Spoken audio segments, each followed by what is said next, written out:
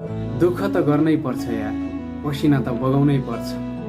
हातमा ठेला र पैतलाको छाला नउकिन्जेलसम्म मेहनत त गर्नै पर्छ। जिन्दगी जिउँदै गर्दा कठिनाइहरू आउँछन्। समय र परिस्थिति सँगसँगै बाध्यता र आवश्यकताहरू पनि आउँछन्।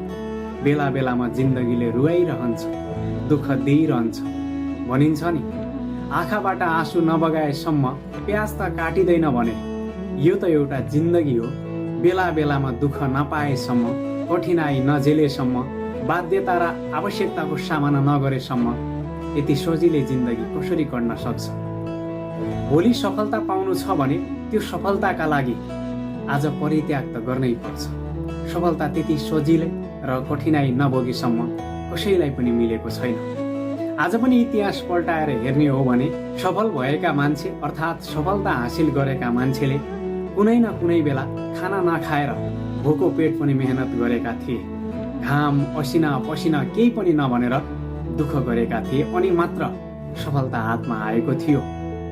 भनिन्छ नि, गलत पासवर्ड हान्दा मोबाइलको लक त खुल्दैन भने गलत तरिकाले काम गर्न थाल्यो भने सफलताको ढोका कसरी खुल्न सक्छ? गलत तरिकाले काम कसैले पनि गर्न